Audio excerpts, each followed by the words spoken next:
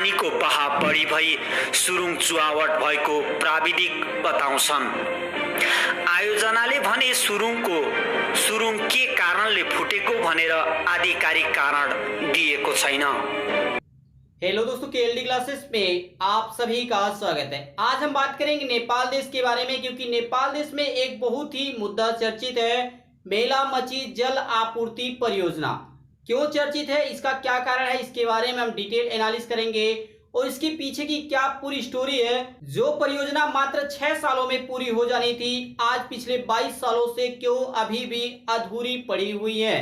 मेलामची जल आपूर्ति परियोजना आज नेपाल देश की सबसे बड़ी बुनियादी प्रोजेक्ट है। इसके साथ ही आप सभी को यह भी जानना चाहिए कि यह एशिया की दूसरी लंबी और चौड़ी के आधार पर देखा जाए, जो इस तरह से बनावट है उसके आधार पर देखा जाए तो ये दूसरी लंबी सुरंग मानी जाएगी, जो करीब $800 मिलियन की प्रोजेक्ट पूरे होने के एकदम करीब है। जबकि जब ये शुरुआत हुआ था 1998 में, तब इसकी लागत मात्र $464 मिलियन थी। लेकिन सरकारी हस्तक्षेप, भ्रष्टाचार और नौकरशाही का जबरन वसूली ने इस प्रोजेक्ट की नींद ही उड़ा दी। इसलिए पिछले 22 सालों से आज तक भी ये प्रोजेक्ट पूरा नहीं हो पाया। विवाद तो उस समय अधिक बढ़ गया। इसी 14 जुलाई की बात है। 14 जुलाई 2020 को टेस्टिंग के समय बल्क हेड गेट के टूटने के कारण से उसमें पानी भर गया। जो सुरंग बनाया जा रहा है उसमें पानी भर गया, जिसके कारण से वहां पे काम कर रहे 2 कर्मचारियों की मौत हो गई। बताया तो ये जा रहा है कि इसकी लंबाई 26.5 किलोमीटर लंबी है। सुरंग का 99% काम पूरा हो चुका है। लेकिन यहाँ पे सभी को सोचना होगा कि जो प्रोजेक्ट केवल 6 वर्षों में पूरा होना था, वो पिछले 22 सालों में क्यों नहीं पूरा हुआ। ये आज का सबसे बड़ा प्रश्न होगा। इस प्रोजेक्ट की समस्याओं को समझने से पहले हमें यह समझना होगा कि ये प्रोजेक्ट क्या है, कब शुरू हुआ, कैसे कैसे क्या काम हुआ। यह प्रोजेक्ट नेपाल देश की सबसे बड़ी परियोजना, इसके बारे में तो मैंने पहले बात किया। इसके माध्यम से प्रतिदिन 170 मिलियन लीटर पानी को डाइवर्ट करके काठमांडू घाटी में भेजा जाएगा और ये पानी को पीने योग्य बनाया जाएगा। परियोजना 1998 में शुरू हुई, लेकिन आज 2020 में करीब 22 साल समय बीत चुका, लेकिन आज भी इसमें काम चल रहा है। इस प्रोजेक्ट में विश्व स्वास्थ्य संगठन के नियमों का भी पालन किया गया है, जिसके माध्यम से अच्छी गुणवत्ता वाले पीने के पानी को उपलब्ध कराया जाएगा, जिसके कारण से वहां के रहने वाले लोगों के जीवन में भी सुधार होगा। इस प्रोजेक्ट के 4 मुख्यतः घटक हैं। पहला है इंफ्रास्ट्रक्चर डेवलपमेंट, सेकेंड नंबर का है social and environment support, third number का है इंस्टीट्यूशनल रिफॉर्म और लास्ट में जो 4th नंबर का है प्रोजेक्ट इम्प्लीमेंटेशन सपोर्ट। हिंदी भी आपको दिखाई दिया जा रहा है, जिसके माध्यम से आपको समझने में आसानी होगा कि इसका हिंदी में और इंग्लिश में क्या क्या नाम होगा। इसके बाद मेन पॉइंट आता है कि इसमें शेयर किसका है। जैसे प्रोजेक्ट जो शुरू किया जाता है, कोई भी बड़ी परियोजना किसी भी देश में शुरू किया जाता है तो किसी न किसी देश का उसमें सहयोग होता है, किसी न किसी बैंक का, जैसे विश्व बैंक है, IMF बैंक है, ऐसे ऐसे जो बैंक है वो किसी न किसी रूप में उसमें कोई ना कोई शेयर जरूर होता है। यह प्रोजेक्ट मुख्य रूप से जापान देश और एशियाई विकास बैंक के माध्यम से वित्त पोषित है। इसमें लोन के रूप में 57%, तो ही जो ग्रांट होता है जिसे हम अनुदान के नाम से भी जानते हैं, उसमें 16% शेयर होगा। तो ही जो नेपाल सरकार है वो इस प्रोजेक्ट में 26% खर्च करेगी। तो यहाँ पे मैं बता रहा हूँ कि जो 2000 में जो पैसा इकट्ठा किया गया था अलग अलग संस्थाओं, अलग अलग बैंकों, अलग अलग देशों के माध्यम से, वो आपकी स्क्रीन पे दिखाया जा रहा है। जैसे सबसे अधिक अगर देखा जाए जो पैसा है किसके माध्यम से दिया गया है, तो वह है ADB बैंक के माध्यम से $120 मिलियन। यहाँ पे MD जो लिखा गया उसका मतलब होगा मिलियन डॉलर में है। दूसरे नंबर पे है विश्व बैंक का नाम आता है $80 million, Japan bank $52 million, node NORAD है, इसका जो शेयर है वो $28 मिलियन है। अभी सबके बारे में हम बात करेंगे। इसी तरह से सीडा SIDA, इसका जो शेयर है वो $25 मिलियन। जापान इंटरनेशनल, जैसे ऊपर जो नाम आया था वो जापान बैंक है, जो राष्ट्रीय बैंक होता है, उसका जो शेयर था वो $52 मिलियन था। उसी तरह से जापान इंटरनेशनल का $18 मिलियन है। ओपेक जो पेट्रोलियम इस तरह से जो तेल का उत्पादन करती है, उसका जो शेयर है वो $14 मिलियन है। और लास्ट में 2 बचते हैं। पहला है इसके पहले NDF, उसका $9 मिलियन। वही नेपाल देश ने इस प्रोजेक्ट के लिए $118 मिलियन दिया था। तो इस तरह से अगर सभी को जोड़ा जाए तो कुल मिलाकर $464 मिलियन आया था इस प्रोजेक्ट की लागत जब उसे बनाने की बात की गई थी। लेकिन आज आप सभी को पता होना चाहिए कि ये प्रोजेक्ट 464 मिलियन डॉलर से बढ़कर करीब 800 मिलियन डॉलर पहुंच गया। इसका क्या कारण है? सबसे पहली बात आया है सामने की भ्रष्टाचार। दूसरा चीज है कि राजनीतिक परिवर्तन, बहुत ही उथल पुथल यहाँ पे नेपाल में देखने को मिला। इसी तरह से और चीजें कि समय समय पे विवाद होते रहे, समय देरी अधिक होने के कारण से जो कंपनियां हैं जो वो काम कर रही थी वो अधिक मांग कर रही हैं पैसे की, कि जो समय बर्बाद हो रहा है उसका भी हमें पैसा दिए। इसी के कारण से इस प्रोजेक्ट की जो लागत है वो 464 मिलियन डॉलर से बढ़कर 800 मिलियन डॉलर पहुंच गई है। इस घटना के घटित होने से पहले ही 5 जुलाई को एक धार्मिक समारोह में पानी को सुरंग में छोड़ा गया था।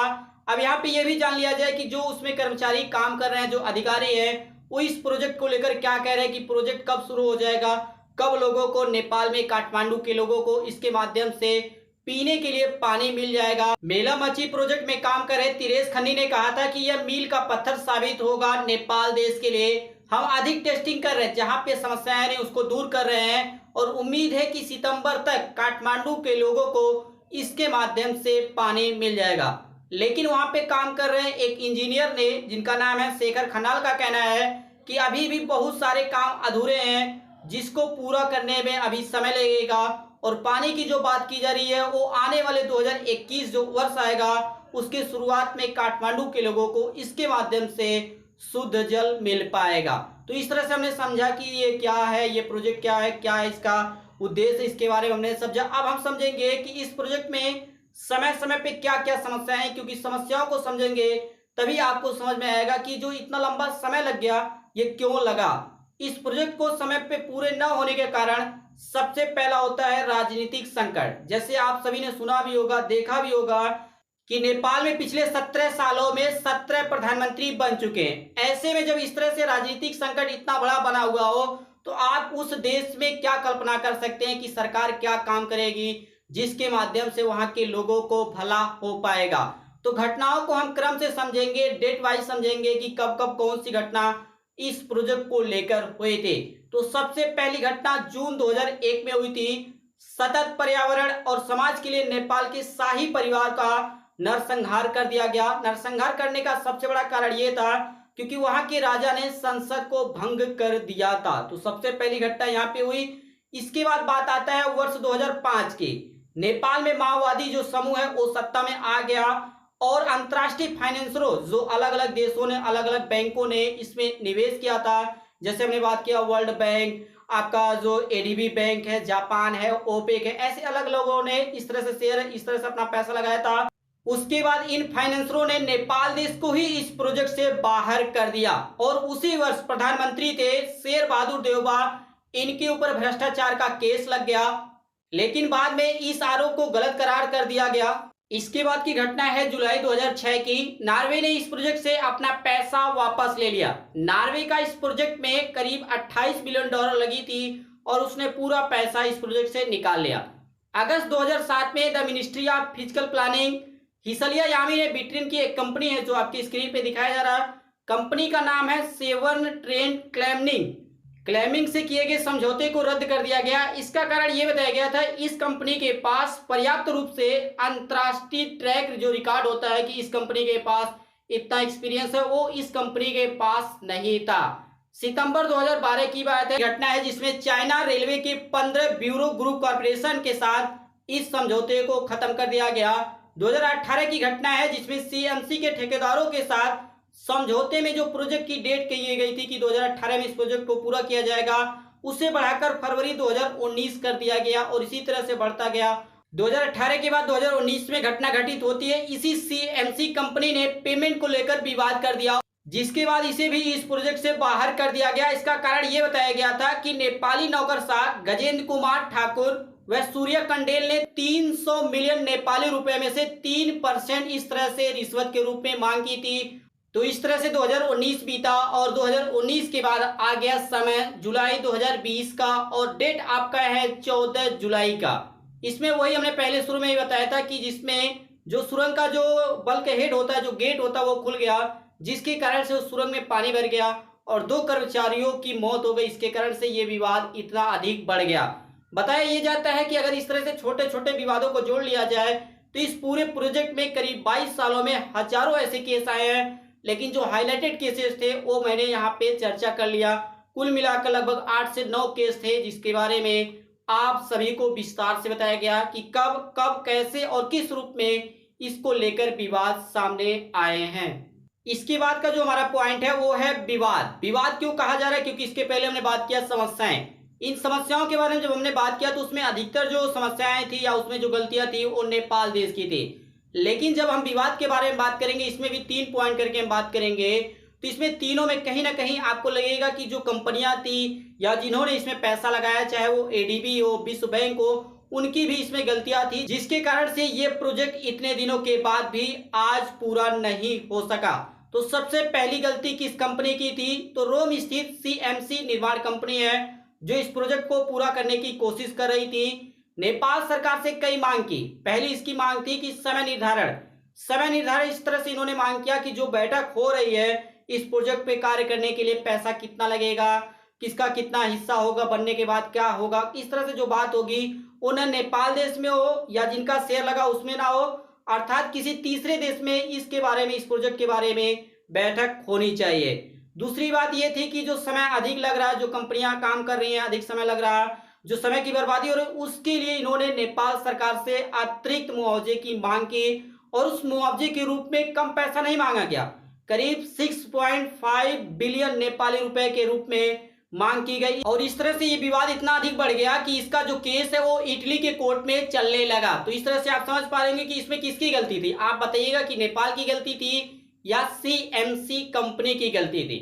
दूसरी गलती या जो दूसरा हमारा पॉइंट है, इसके पहले विश्व बैंक ने भी इस प्रोजेक्ट को संस्थागत सुधार के लिए प्राइवेट सेक्टर को भी शामिल करने का प्रयास किया, लेकिन विश्व बैंक को इसमें सफलता नहीं मिली।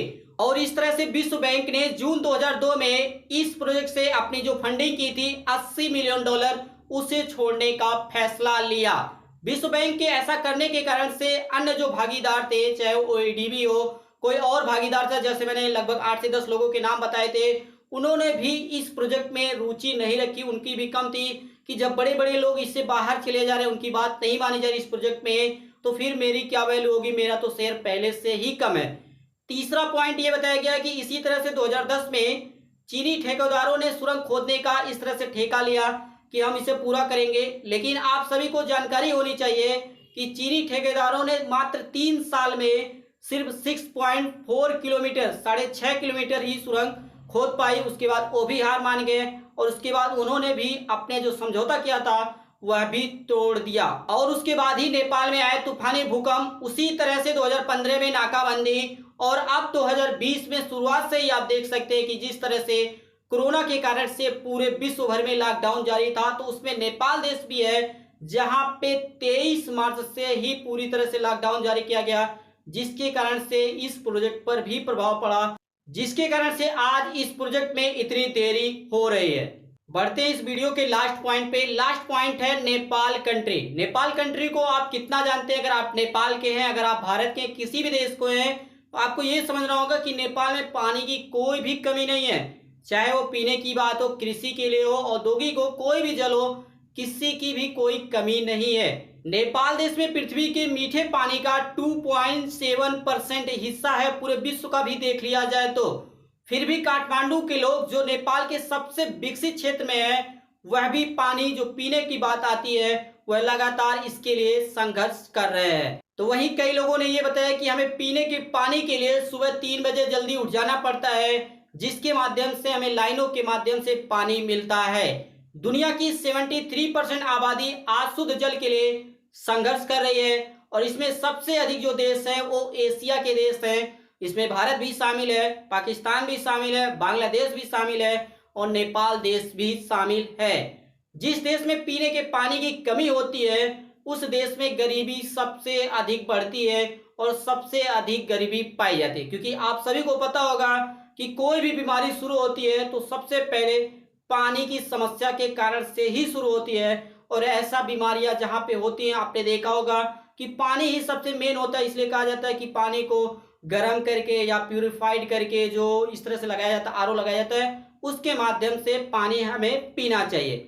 नेपाल देश में प्रचुर मात्रा में प्राकृतिक जल संसाधन है, जैसे करीब 6000 नदियां नेपाल में बहती हैं। जो करीब 1,91,000 वर्ग किलोमीटर क्षेत्र में फैले हुए हैं। इसमें से करीब 74% जो क्षेत्र है वो नेपाल देश में ही पड़ता है। इतना जल होने के बाद भी नेपाल के कई ऐसे क्षेत्र है, कई बड़े बड़े जो विकसित क्षेत्र हो चुके हैं, वहां पर आज भी पीने के पानी की आपूर्ति नहीं हो पा रही है। तो वहीं देश के किसान भी इसी जल पर निर्भर हैं। कुल मिलाकर नेपाल को 15 बिलियन क्यूबिक मीट्रिक पानी मिलता है। इन नदियों के माध्यम से अलग अलग तरह से मिलता है। और इसका यूज कहां पे होता है? 0.3% उद्योगों के लिए, 3.8% घरेलू उपभोग के लिए, तो वही 95.9% कृषि के लिए यूज किया जाता है। अब ये किस रूप में यूज करता है, ये सबसे इंपॉर्टेंट माना जाता है। तो ये थी हमारी आज की सबसे इंपॉर्टेंट इंफॉर्मेशन कि नेपाल में ये जो प्रोजेक्ट है जल के लिए जो इस तरह से बनाया जाता है। हर देश में ऐसी परियोजनाएं होती है,